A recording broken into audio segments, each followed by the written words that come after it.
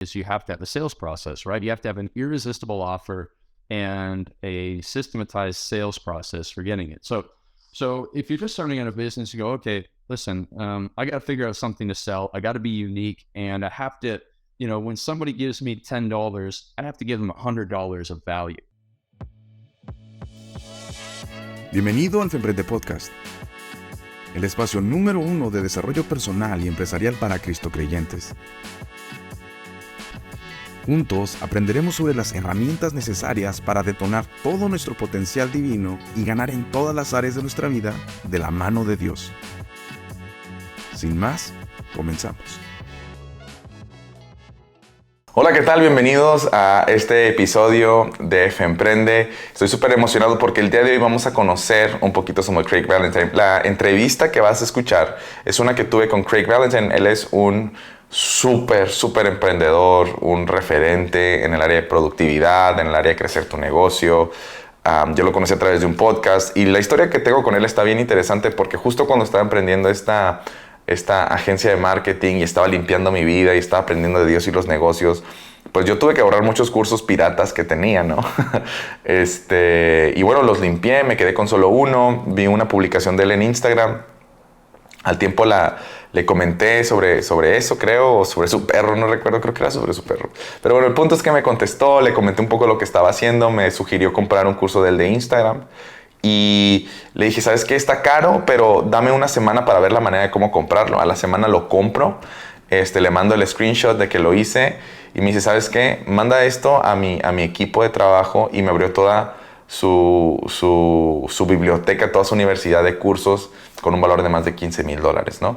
Y se me hizo tan interesante porque Dios me retó con quitar todo lo malo que tenía y ser fiel e invertir, y me dio mucho más, ¿no? Entonces le tengo un gran aprecio a Craig, es una súper persona. Esta entrevista la hice justo cuando estaba creciendo mi consultora de negocios de la salud en la pandemia. Si lo ves bien delgadito es porque había hecho un ayuno de 40 días de puros líquidos, entonces estaba en una transición muy interesante, pero te dejo esa entrevista que espero que la disfrutes. Escucha lo que dice Craig, y bueno, sin más, pues disfruta. Recuerda al final, si te fue de bendición, compartirla, etiquetarnos y demás, porque pues vamos a movernos cada vez más con contenido de valor, ¿no? Sin más, disfrútala. Nos vemos. I'm so excited today to have this great person in my podcast. Oh man, I'm nervous. I'm actually nervous. It's weird that people see me nervous, but it's because one of my personal online mentors is here. He's the great Craig Ballantyne. He's an amazing entrepreneur who has built 5 7-figure business in 5 different industries. He wrote 3 books. One is Wall Street Journal bestseller, and he's a mentor of thousands of entrepreneurs around the world. He has been featured on Forbes, Inc., Entrepreneur, Men's Health, the Wall Street Journal, Men's Fitness. And well, Craig, thank you a lot for giving me this opportunity to ask you some questions that I think every entrepreneur and every Latino entrepreneur needs to know right now, because it's a weird time just to building businesses or having ideas. And I think there's people that are just going in a shelter and another one that we want to just break free and do stuff. But I think that we need to ask a smart question to smart people to take some risk and well, welcome. Yeah, well, hey, thank you so much. I'm really looking forward to helping you out. It's going to be a lot of fun. Yeah, thank you so much. So I'm just going to start with one question. Like, for you right now, like seeing all this pandemic crisis and everything going on, what's the best way to use social media or internet to overcome this pandemic crisis? Like, do you see it as a breakthrough or opportunity? Yeah, absolutely. And so I think everyone, if you remember these 7 words, it will really help you. Enter the conversation in the prospect's mind. So whether you're selling to doctors or whether you're selling fitness to the general public or whether you're selling real estate, you just want to think, okay, what is my prospect thinking about on Monday morning when I go and make a social media post? What's going through their head? What is really occupying their thoughts? And then you come along and you talk about something that's going on in their head and they go, oh my goodness, how did they know I was thinking that?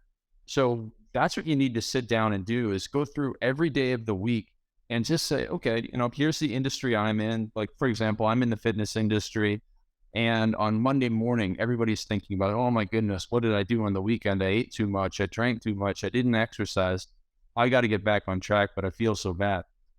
So you come and you make a video and you say, hey, listen, I know what you're thinking right now, but listen, the past is the past. Forget about it. Forgive yourself and let's move on. So I've got a brand new program, or I've got this shake you need to make for lunch today so you're feeling so much better. Here's the thing. That'll help you. And, you know, if you can see how much I can help you in just a minute-long video, imagine what I could do if we worked together 30 days in a row. So if you're interested in more information about my coaching program, I only have room for 2 more spots, but, you know, this is going out to a lot of people. But if you're interested, quickly send me a direct message down below and I'll tell you more about it. So something like that, you can show up every single day with that piece of content, whether it's on Instagram, Facebook, YouTube, TikTok, doesn't matter what it is, but using that same formula will allow you to stand out from everybody else. And absolutely, you need to be using social media. I have people using social media for manufacturing, for auto sales, for real estate, doesn't matter what. Everybody's on social media, and so you have to be there with your message. Do you think it's like the first step or the smartest step to start, like building conversation with potential clients, like in this stage? Because other people are thinking, or for example, over here in Latin America, we're still like, it's kind of new in a lot of stuff, but they're trying to use radio or TV or printed stuff. But well, I mean, the social media is just another version of radio, TV, or printed stuff, right? There are certain benefits to social media and there are certain negatives to social media. So for example, social media is free. Anybody can go and have their own TV channel. The thing is, it's very difficult to track the information back. And you don't have a reach, right? Like if you're starting with 0 followers, it's pretty tough. But if you go and buy a TV ad, well, it costs you money, but you know that it's going out to a certain number of people and you can have a specific call to action in there that you can track the numbers back. So everything has its pros and cons. Nothing is perfect, but it needs to be a part of the marketing plan, just like everything else. You know, one of my friends, Bedros Keuilian, has this great phrase, be everywhere all the time. Everywhere all the time, because if they see one of your Facebook ads or they see one of your radio or hear one of your radio ads, they're probably not going to go and buy because of that. They might say, oh, okay, well, this Ron guy sounds interesting. And then maybe after 3 or more, you know, commercials or seeing you on YouTube or whatever, you go, wow, this Ron guy, he's everywhere. I should go and check out what he has. And I often will have clients sign up with me and I'll go, well, how did you hear about me? And they go, I don't know how I heard about you the first time, but I see you all over the place. And that's the thing. Like you don't want to have only one fishing pole in the lake. You want to have 10, 20 fishing poles in the lake. Well, you want to have 10 or 20 fishing poles and 10 and 20 lakes. And then that's the way that you're going to catch the most fish, get the most clients, and build business. so it's very interesting that you say this because, okay, let's say that I'm willing to go on social media, but one of the biggest fears is, how do I build this personality? It's just through consistency to showing up, because at the beginning we are like kind of cold, or we're not feeling ourselves, or I don't know. How do you break this process? So the first thing we do is we enter the conversation in the prospect's mind. The second thing we do is we sit down and think, what makes us unique? And I help people build out what's called a 5x5 content grid. And this allows them to create 25 pieces of unique content so they stand out and differentiate themselves from other people. And it starts with having like your 5 core beliefs or your 5 main messages. So for example, if somebody is a social media expert, well, you know, they need to have a very strong opinion about the best social media. They need to have a very strong opinion about when to go and put your posts up. They need to have a very strong opinion about how your branding looks. They need to have a very strong opinion about how you move people to the next stage. And they need to have a very strong opinion against certain things. So if you were a social media expert, you came up with those 5 things, and then you told them through your story, a success story of a client, a celebrity story about how a celebrity uses the principle that you just taught. You bust a myth. So there's a lot of myths in every industry. And then you use a statistic in the 5th way. So you have your 5 main messages, 5 ways to tell the story. You can put that together. You have 25 pieces of content that's unique to you, and you can go out and deploy. And you don't have to come up with 5 main messages anymore. You just have to tell different stories. And that's how you're going to stand out. So I teach people to do that. And when you have that, Now there's not a lot of pressure on you. Like, oh, I can come up with content any time of the day. I have all these stories. And when you have that list of personal stories, oh my goodness, now you can be entertaining and infotaining at the same time. Okay, great. Great. Yeah, that's one of the biggest questions that we have. Like, how do we start by doing it like original or not being like a copycat or just... Well, everybody's a copycat, right? Like everybody's, nobody's inventing anything new. So don't worry about that.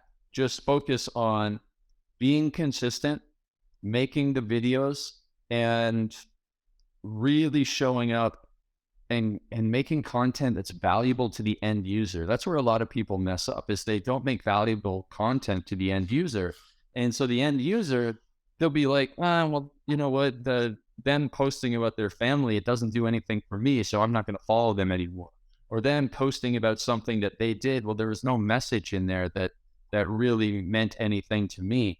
So you need to have that stuff in place where it's like, okay, great, I'm going to make a great post that they're going to go, wow, this person is sharing great content and they look like an expert and they must be a celebrity because they're always showing up with this great content. Then awesome. That's what you need to do. So by you telling me great content, it doesn't mean like you have to have the great camera or the great... oh, no. Because that's when people messed up. They're stopped by, I have to have this camera, I'm seeking more equipment and this lightning and learning how to use this program. And that's a misconception, I think, that the majority of people that want to start have, and it's stopping to taking action or being consistent. Yeah, absolutely. Absolutely. So, I didn't have an iPhone even until 2017. So I wasn't on Instagram. And then I finally got it and I finally started playing around with it. And it's like, oh my goodness, this is so much better than YouTube, because YouTube generally does need some higher quality camera stuff. So you just hold the camera in front of your phone and you can make it really fast. And as long as the lighting is good and the audio is good, you're going to come up, and your content is good, you're going to stand out. So that's all you need in this day and age. Okay. So once we start doing everything, okay, we're going online and we're trying to create great content for our audience. So if we want to build a business through social media, what's the first system that every entrepreneur has to focus at the beginning to build to ensure growth and revenue? What has to be that kind of system? Well, the first thing that you need to do is you have to have a sales process, right? You have to have an irresistible offer and a systematized sales process for getting it. So if you're just starting out a business, you go, okay, listen, I got to figure out something to sell. I got to be unique, and I have to, when somebody gives me $10, I have to give them $100 of value. That's the first thing you do. And then you go and you figure out how to best sell it, your optimal selling system. And then you bring people in and you train them to do that. Then you become a better leader and you start to automate, delegate, and eliminate everything, so that, you're not doing all your social media. You have an assistant who takes your video, who uses all the apps, puts headlines and stuff on it, and pumps it out there so that it's getting maximum response. And then you coach somebody on your sales team, you coach people on your customer service team to play up a level. And that's how you build a real business. And that's how you scale the business with lots of great team members. Okay.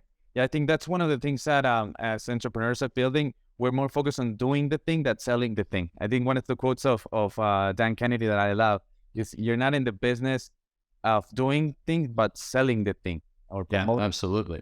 And I love that, because that's when we change the mindset about just focusing on the technique or the tools that we used to work with, or all the things, to try just to focus on what the people are thinking, what the people are seeking, and how they're seeing value, huh? That's Yeah, absolutely. You want to be working on the business, not in the business, as the old saying goes. And what that means is, listen, if you never escape the doing of the thing, then you don't have a business. You have a job. It might be a really high paying job, like a cardiovascular surgeon. That's a high paying job, but it's still trading time for money. And until you have a business, you are trading time for money. When you are able to take a day off because you're sick or because you want to go to the ocean or whatever it is, and the business still works and you make money, that's when you have a real business. But only until then, you're still just working a high paying job. So you do have to move away from it. And as an entrepreneur, a solopreneur, you started your business and you were really good at this stuff and you're hardworking and you don't trust anybody else to do it as good as you. You have to get over those things in order to go to the next level. And the way you get over it is you hire good people and you give them great training. Because at the end of the day, you're not great at everything. You might be great at delivering the service, but you're probably not the world's best at marketing. You're not the world's best at creating video. You're not the world's best at editing. You're not the world's best customer service. So quit trying to be all of those things. Instead, bring people on that are good. Steve Jobs, when he was around, had a really great quote, and it goes like this: we don't hire great people to tell them what to do. We hire great people so that they tell us what to do. And that's what you're aiming for. You're aiming to find great people in all of those areas so that your customer service will come and say, hey, listen, if we did it this way, it would be better for the customer. You go, oh my gosh, I never would have thought of that. You hire a Facebook ads person who comes and says, hey, we're going to do this ad, and it works. And you go, oh my gosh, I never would have figured that out. That's what the entrepreneur needs to be doing. It's like building a football team, right? Like the manager of the football team doesn't play every position. They don't even play at all. Instead, they have to go and find the best striker and the best goalkeeper and the best fullbacks and the best playmakers, okay? That's your job as an entrepreneur. Otherwise, your job as a job owner is to do the thing. You can either be the job owner or you can be the entrepreneur, but you really can't be both. Yeah. And it's incredible because I think we spend too much being the business owner and not the entrepreneur, and we get all out. It's ego stuff, like this is the way that I want to make it, or my family has been running it like this, or you don't know how the business is made, or you don't pay the price that I pay. And that's a mindset struggle that I can see with my clients here. For example, one of my biggest clients are doctors. They've been doing their practice for 25 years. And right now with this pandemics, people are not going like that easily to the streets, or they don't want to enter a dental clinic or a plastic surgeon clinic just like that. And the majority, at least not in America, they're not online. They don't have like an online presence. Okay. And right now their business is giving a shift that, hey, you have to go online or you will die. Yeah. And that's the thing. They're struggling to delegate and to hear opinions about how can they improve through this digital era. And it's part of being wise and start to stick into this entrepreneurial mindset instead of business owner mindset. I think that's one of the things that you're Yeah, I mean, they're not doing treatments the same way now as they did 10 years ago, probably even not 5 years ago. And so everything evolves. And so that the more open-minded the person is to making the shift in the marketing, the more they're going to succeed in, especially in times where things are evolving and changing so fast. So, and making changes, I love this question because I think it's one of the breakthroughs that I had when I was reading the Perfect Day Formula book and like building all the habits. Mm-hmm. Do you think that it's important to start like first making changes to ourselves before starting with our business? Like that's like, it will be easier for us to make changes on our business if we start first making it on ourselves? Yeah, absolutely. So one of my friends, Bedros Keuilian, wrote a book called Man Up. And he talks about the 5 levels of leadership. And the first level is lead yourself. You must lead yourself. If you can't lead yourself, you can't lead other people. And so leading yourself means having self-confidence by making a promise and keeping a promise. For example, you say, I'm going to get up at 5 o'clock in the morning. You set the alarm. If you hit the snooze button, you're not keeping the promise to yourself. And so your self-confidence will decrease. So you have to make a promise and keep a promise. You have to build the right systems, rituals, and routines. You have to eliminate the temptations and distractions. You have to be able to control your emotions. You have to focus on what you can control and but deal with the things that you can't control, and just have, introspection and self-reflection to identify this and have self-awareness of where you need help. And that's the first place to start, because if you get that foundation in, you can really build the building high. But if you try and build a skyscraper with no foundation, no personal leadership, then it's going to crumble. And so that is a great question. And it is a great analogy, I think, to help everybody understand that. Yeah, because for me, it's being like having the best self-proof or confidence is being by my work, my own word. Like I'm doing this exercise. I'm going to have better. I'm gonna use another diet to have more energy or sleep earlier, or I'm not gonna be shopping a lot online for stuff that I don't need. Like just being honest with you, and the things that you say, you do it, and then when you have this confidence, you just transfer that to your business, and you keep the momentum that you're having. And I think that's one of the things that we lack of. We're really, really good doing some tasks in our business. We're super confident, but there's a lot of stuff in our personal life that we don't have control, and we lack of that confidence. And when situations like this ones that are crisis, we see that we really don't have that much confidence to face the risk or the challenges that this new pandemic is taking us. Yeah, when people don't have the self-confidence and something crazy like this happens, if they don't have self-confidence, they don't believe in themselves. And therefore they're like, oh my goodness, I don't think I'm going to be able to make it. I'm going to hit the panic button. I'm going to quit. I am going to, I'm not even going to try. And, you know, they capitulate, which is essentially surrender too early.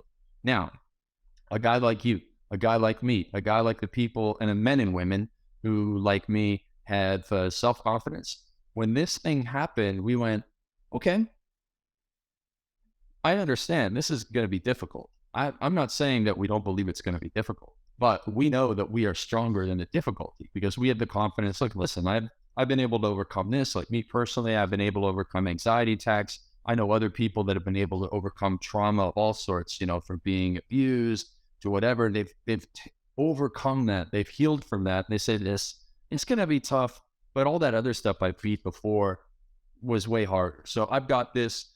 You know what? If it's going to be a year, too bad for me, but I'm going to survive it. If it's going to be 2 years, too bad for me, I'm going to survive it. If it's going to be 9 months, too bad for me, I'm going to survive it. They don't say, oh, I hope, I pray that in 3 months it's going to be okay, because that's not a way to go through life. Like, yes, you can pray, and yes, you can think, you know, be grateful, and yes, you can have Thanksgivings, but at the end of the day, you still have to get your own butt out of bed. You still have to go into the office and talk to your team and say, hey, listen, team, I know there's fewer people coming in. I just want to let you know I'm doing everything to keep this business going.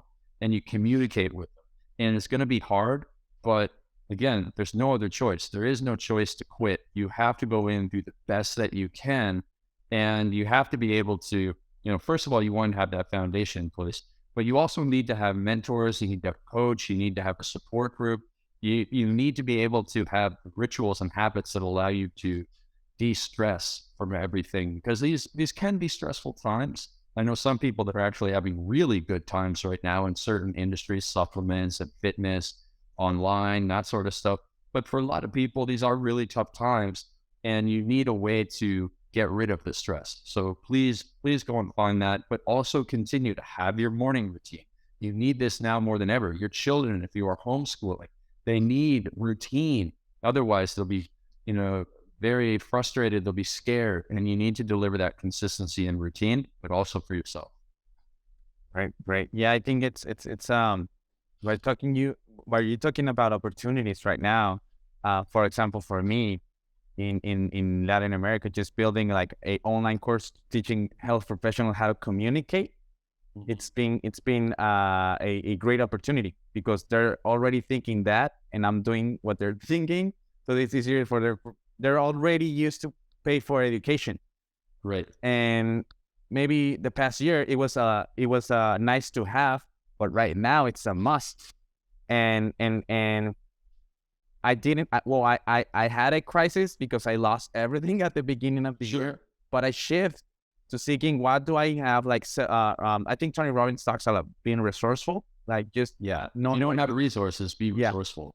And I only had my cam, and I only had the course that I bought for you. That was the only thing. Like, okay, I have to win, yes or yes. What can I do that provides value to people? And I just started doing like Facebook lives and in Facebook groups, like for dentists, and that's how it started. Like, and then teaching my offer, and I was like, hey, you know what? I'm kind of but before I built my course, I just generate the offer.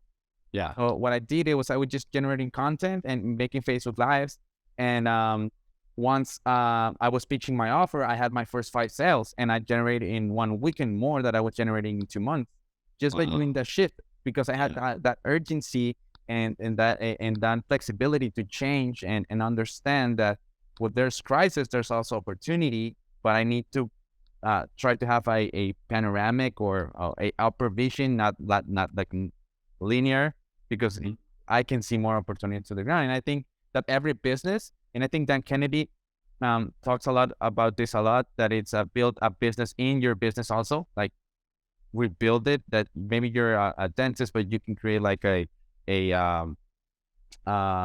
wedding package for brides, or just re-engineering the way that you sell your business, and that's the way that we can start approaching this crisis. Do you think that it's a smart way to just try to see your business from another perspective and leverage online and producing content? That's a great way to start like growing in this time.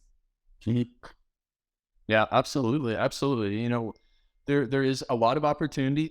People are spending money, sales and revenue of sales has not decreased that much. Certainly a lot of the money has gone to Amazon. It's gone to a lot of these online delivery companies, but people still have to eat. They still have to make their own money.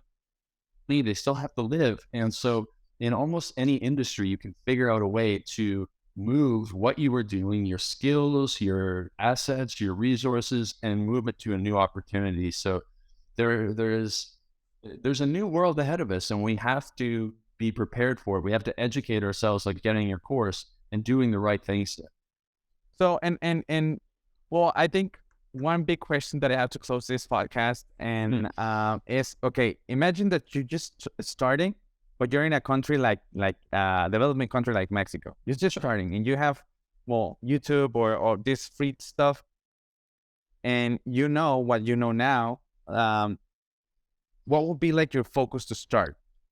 Yeah, it's a great question. So I used to have a client who was a nutrition coach in Mexico, and he was doing well in Mexico, but obviously there's a different discrepancy between what someone can pay in Mexico versus someone can pay in America.